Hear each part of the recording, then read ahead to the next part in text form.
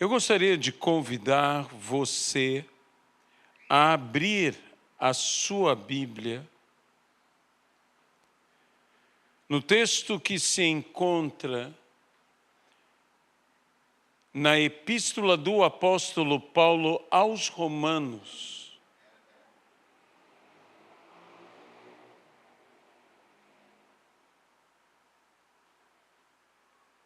capítulo 1, e versículo de número 17.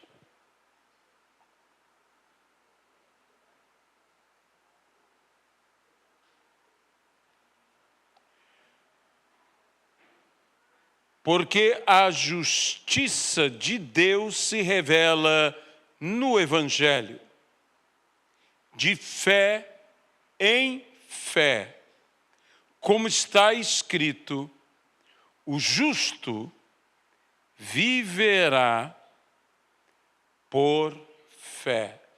Que Deus abençoe a sua palavra em nossas vidas. Qual o impacto que uma palavra, que apenas um versículo, que uma afirmação bíblica pode causar numa vida, numa sociedade, em todo o mundo? Bem, isso é um pouco da história deste versículo, dentro do que hoje nós comemoramos 508 anos da Reforma Protestante. A cada 31 de outubro, que é a data em que Lutero fixou nas portas de Wittenberg as suas 95 teses, que eu tenho a impressão que Lutero não tinha a menor ideia de onde tudo aquilo chegaria. Um ato simples de um acadêmico, de um professor de teologia, contestando certas realidades ou doutrinas ou dogmas, como você queira chamar, da igreja. O que, de fato, era algo revolucionário. Não era a primeira vez que alguém fazia algo deste tipo, mas foi aquela vez que determinou uma série de eventos que transformaram todo o mundo. O mundo não foi mais o mesmo depois daquele dia. Talvez você pense o que um ato tão simples. Às vezes nós mesmos desmerecemos atos que nós realizamos. E eu quero dizer, jamais desmereça pequenas coisas movidas por um grande Deus. Pequenas coisas podem causar grandes vitórias. Uma pequena pedra com o poder de Deus, na mão certa, como a de Davi, derruba um grande gigante, o herói dos filisteus, Golias. É uma pequena pedra, mas movida não apenas com habilidade, não apenas com destreza, não apenas com uma pontaria certeira, Porque o que mais moveu aquela pedra foi fé. Fé. O próprio Davi disse: hoje o Senhor te entregará nas minhas mãos. Hoje eu te vencerei. E que Deus não necessita nem de espada, nem de escudo, porque do Senhor é a guerra, do Senhor é a vitória. E o Senhor te entregou nas minhas mãos. E o ousado Davi disse a respeito do grande Golias: eu irei tirar a tua cabeça. E tirou. O que matou Golias não foi a pedra. A pedra o derrubou. O que matou Golias foi o golpe da sua própria espada. A espada de Golias se voltou contra Golias pelas mãos de Davi. Davi, que não tinha espada em sua mão, disse: hoje eu cortarei a cabeça.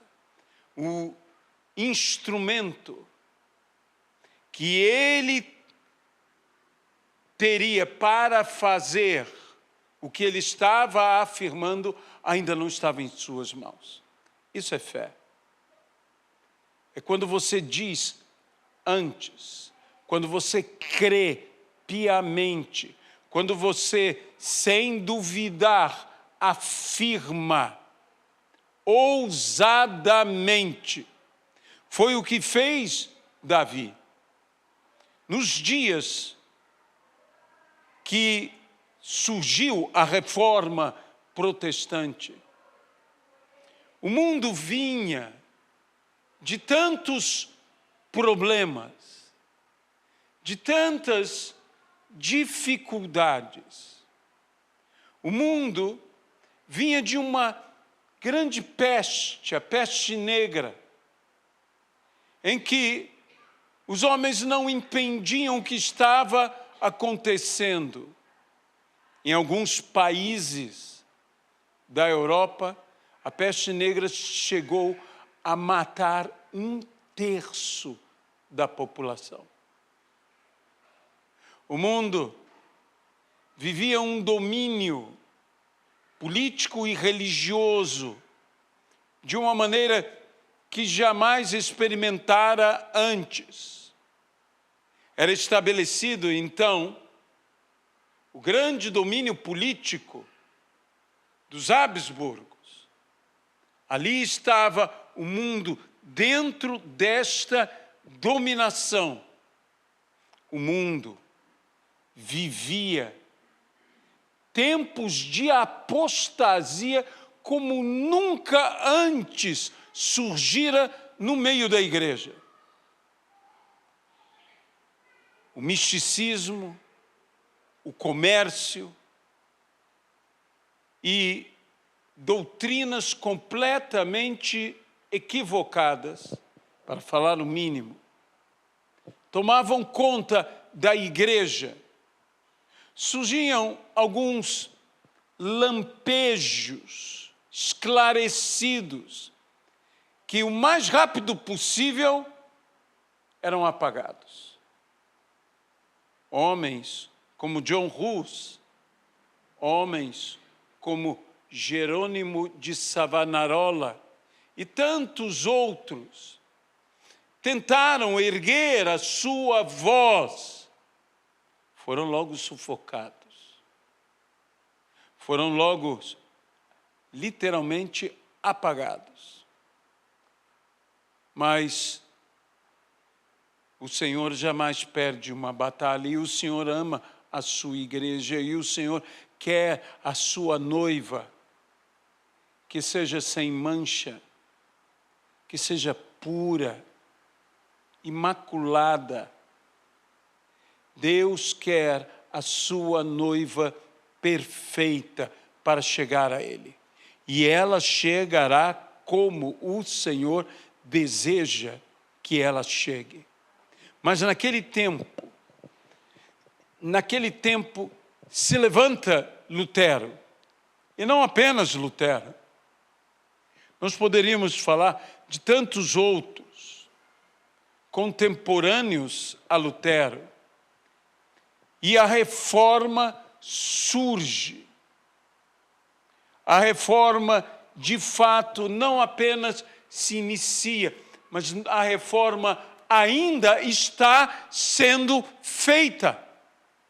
Nós ainda estamos num processo de reforma. A reforma é algo que, dentro de uma edificação estabelecida, já construída, ela traz a manutenção. Nós precisamos de reforma. Como o templo de Israel precisou de reforma.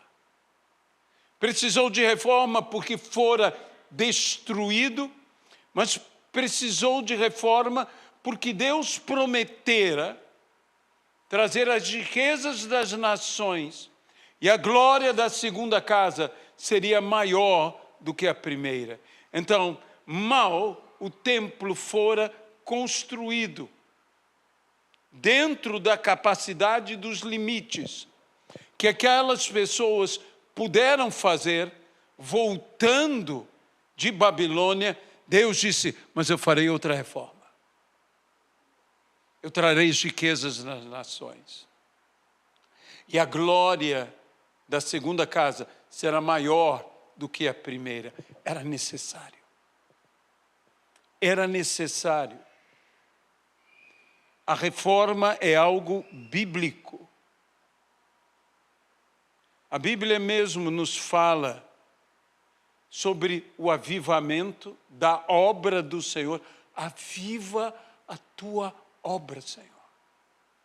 E no decorrer dos anos, faze-a conhecida. Traz avivamento. E a reforma foi um avivamento. Aquelas 95 teses de Lutero enfrentavam situações como as indulgências. Lutero, então, critica as indulgências, a venda de perdão pelos pecados. Ele critica a questão sobre a autoridade divina na vida dos homens, que diziam ter autoridade para dar indulgências. Ele critica,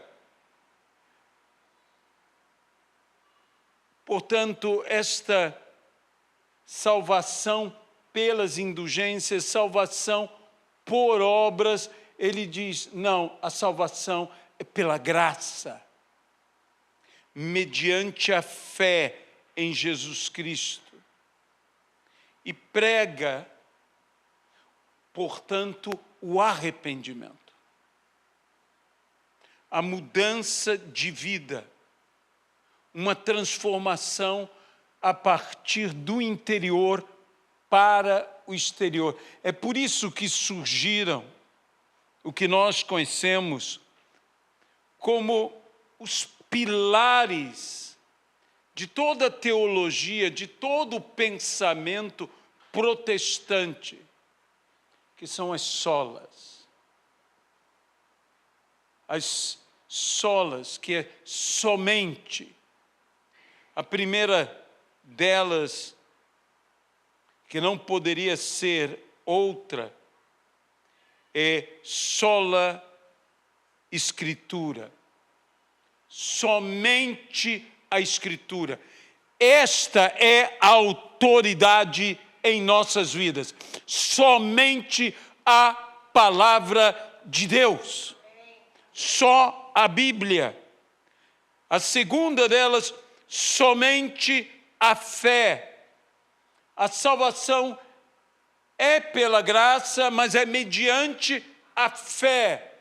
É por isso que este versículo foi um versículo revolucionário. O justo viverá pela fé. É dita sola gratia, ou seja, somente a graça.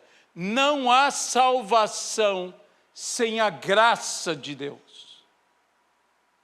Se Deus não nos estender a sua graça, de modo nenhum seremos salvos. Ai de nós, se não for o Senhor. É pela graça que nós estamos aqui.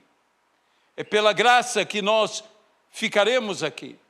É pela graça que nós permaneceremos. E não há outra fonte senão a graça de Deus. Também é dito solos Christus, ou seja, somente Cristo.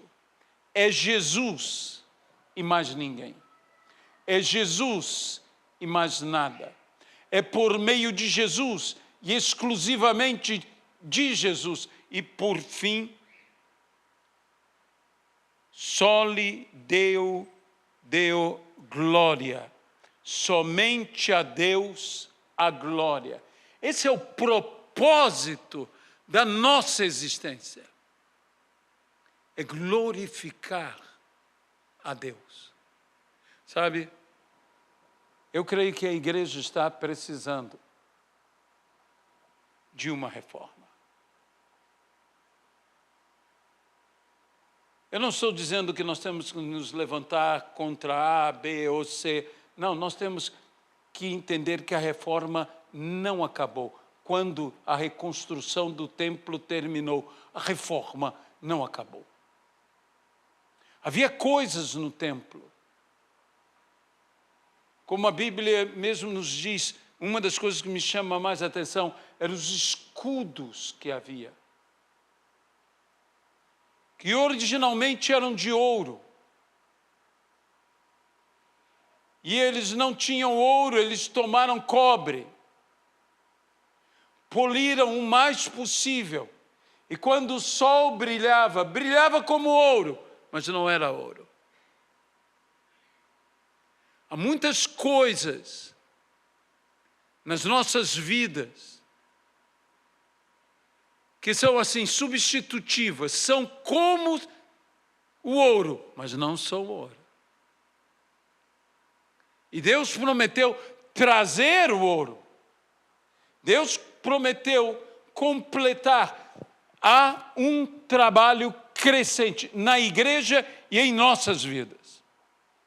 E nós precisamos crer que Deus fará tudo isso. Há hoje, dentro da igreja, uma visão fatalista que particularmente a mim não me agrada. Onde muitas pessoas dizem algo que nos soa como verdadeiro, quando nós vivenciamos o que vivenciamos estes dias. Que saiba do seguinte, não fazendo juízo se foi algo bom ou algo ruim, mas de qualquer jeito, quando uma só vida, por mais perversa que ela seja, morre, isso é uma perda. É uma perda. Se nós realmente, como pessoas que creem na Bíblia, nós cremos numa obra de salvação, de restauração. E que não importando o Barrabás que seja, Barrabás pode ser salvo. E Cristo morreu por Barrabás. E tomou o lugar de Barrabás.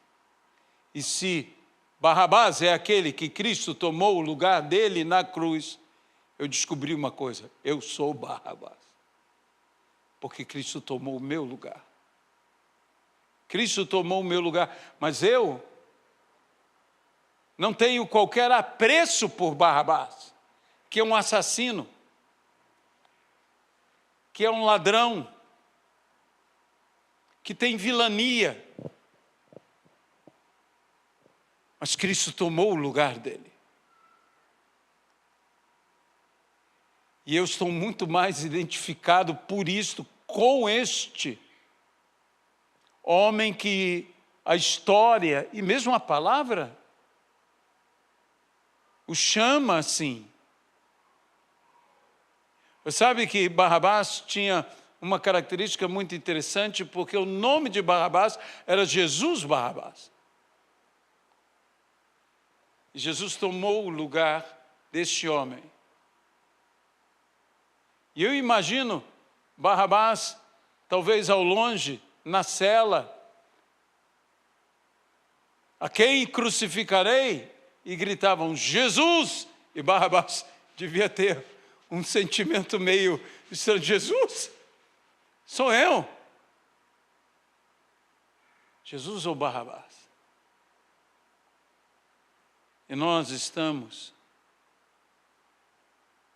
nos alegrando pela morte de muitos que são tão semelhantes a Barrabás. Eu não digo que eu me alegre, eu não digo que você se alegre, mas eu digo que eu vejo isso na sociedade, muitas pessoas se alegrando com isso. Nós precisamos de uma reforma, nós precisamos de um coração transformado, porque, meus irmãos, não é fácil ter esse sentimento de compaixão. A Bíblia mesmo diz, talvez pelo que se ama, pelo amigo, alguém se anime, mas pelo injusto, pelo ímpio, pelo mal. Sabe, você tem que entender que ímpio, que é a grande definição do condenado, é o ímpio. E o que é uma pessoa ímpia? É uma pessoa sem piedade. E nós imediatamente imaginamos uma crueldade, uma maldade, mas é simplesmente que não tem piedade. Eu, quando leio nas Escrituras, eu tive fome e não me deste de comer, eu tive sede e não me deste de beber, eu estava nu e não me vestiram. Isso é o quê? É falta de piedade, é falta de compaixão. A igreja precisa voltar aos trilhos. Nós estamos com uma igreja com uma palavra muitas vezes agressiva.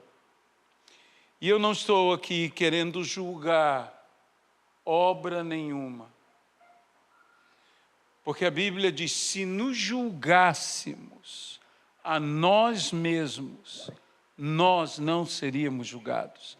Quem eu tenho que julgar é a mim.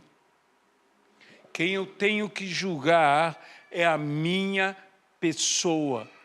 Aonde eu estou errado. É fácil ver o erro em outra pessoa, ver o erro no meu irmão.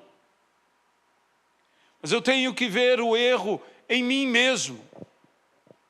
A reforma surgiu para tentar, de alguma maneira, ajudar a igreja. Surge a contra-reforma dentro da Igreja Católica, que buscou, contra a reforma protestante, também reformar-se. De modo que todos precisamos dessa reforma. Quando eu penso nos reformistas, no que eles vivenciaram, no que eles experimentaram, no mundo em que eles viviam, e eu digo a muitos que hoje dão uma palavra quase dizendo desistam. Isso não vai mudar. E deixe-me dizer uma coisa. Cristo nos chamou para mudarmos as coisas. Nós não podemos nos entregar a uma ideia que isto não vai mudar. Toda esta palavra começa em Romanos dizendo: eu não me envergonho do Evangelho, porque é poder para salvação, para transformação de todos, de tudo. Sim, eu creio que o Rio de Janeiro pode ser salvo. Sim, eu creio que a nossa nação possa ser salva. Sim, eu creio que as comunidades podem ser salvas. Sim, eu creio que o mais vil e violento e sanguinário bandido pode ser salvo. Eu creio que o mais corrupto político pode ser salvo. Eu creio que o Evangelho é poder de Deus para a salvação. Quando os reformistas começaram, eles enfrentavam um poder político que nenhum de nós tem ideia da dimensão. Uma oposição da maior força religiosa da história até hoje. Eles não se encolheram. Eles não disseram: isso não vai mudar. Eles disseram para si mesmos: nós vamos transformar. Nós vamos ganhar. Muitos hoje estão olhando a apostasia na igreja, porque existe apostasia na igreja. É só olhar as redes sociais que você verá coisas que você até mesmo diz: eu não acredito que estão falando isto. Existe apostasia na igreja. Mas nós temos a palavra de Deus. E vamos usar a palavra de Deus. E a palavra de Deus prevalecerá, porque Deus zela pela sua palavra. Eu sei, há tanta crise religiosa e poder religioso e oposição religiosa ao que é justo, ao que é reto, ao que é correto. Mas deixe-me dizer uma coisa: se Deus é por nós, quem será contra nós? E aquele que não poupou o seu próprio filho, antes por amor a nós o entregou, como não nos dará com ele, com Jesus, todas as coisas? Ele nos dará a vitória. Ele nos dará a vitória. Eu creio que o Rio de Janeiro vai mudar. Eu creio que nós podemos ganhar almas atrás de almas, atrás de almas, atrás de almas, porque é de fé em fé e é de glória em glória. E o justo viverá pela fé. Eu creio que nós veremos a bondade do Senhor na terra dos viventes. Assim como os reformistas foram ganhando terreno, foram ganhando terreno, foram ganhando terreno. E hoje, a igreja protestante também precisa ser reformada. Tudo à luz das Escrituras. Não é fazer qualquer reforma. É trazer tudo segundo a palavra. E então, este movimento que há na igreja, que eu sei que é um movimento, às vezes, um pouco, digamos, ortodoxo demais, mas voltemos às Escrituras. Voltemos à palavra de Deus. É essa a base. Sem isso, não há uma verdadeira reforma. É muito bom celebrarmos o dia 31 de outubro, dia da Reforma Protestante, e dizer aleluia, glória a Deus. Mas o que nós precisamos é que a reforma continue. O que nós precisamos é cada vez mais sermos transformados à imagem e semelhança de Jesus Cristo. Estarmos de acordo com a palavra da verdade, que é a palavra de Deus. É o que nós precisamos. É o que eu preciso. Em cada momento que eu entro no meu quarto, que eu abro a minha Bíblia, que eu me ajoelho do lado da minha cama, que eu busco uma devocional diante do Senhor, me devotando a Ele, me entregando a Ele, me consagrando a Ele, eu estou pedindo para que em mim seja feita uma reforma. Que eu seja mudado, que eu seja transformado. E você que é sincero diante de Deus, você sabe que todos nós precisamos disso. O apóstolo Paulo mesmo diz, não que eu tenha alcançado, mas eu prossigo para o alvo. Sobre ser perfeito, sobre ser santo. Eu gosto muito de uma frase, se não me engano, é de John Piper, que diz: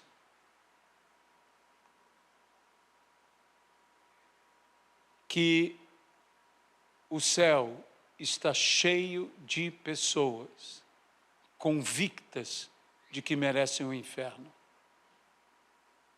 E o inferno está cheio de pessoas que pensavam que mereciam o céu. Quando nós chegarmos àquela postura do apóstolo Paulo, desaventurado homem que sou, quem me livrará do corpo desta corrupção? Nós nos sentiremos templo de Deus, casa de Deus, mas destruída pelos babilônios. E nós não deixamos de ser templo de Deus porque estamos em ruínas. Nós continuamos sendo templo de Deus, mesmo estando em ruínas. O que nós precisamos é de uma restauração, é de uma reforma. Que se levante pedra sobre pedra desta edificação. Que se coloque a argamassa, que se firme a construção. Que Deus coloque bloco sobre bloco na minha vida e na tua vida, no nome de Jesus Cristo. Amém, Pai. A Deus seja a glória. Amado e querido Deus, abençoa-nos aqui, Pai. Fortaleça-nos aqui. E que nesse dia da reforma nós tenhamos consciência que nós precisamos ser reformados pelo Senhor constantemente. Até que nós possamos ser plenamente edificados. Foi o que Jesus disse: eu edificarei a minha igreja. E nem as portas do inferno prevalecerão contra a minha igreja. No nome de Jesus Cristo. Amém, Pai. Nós vamos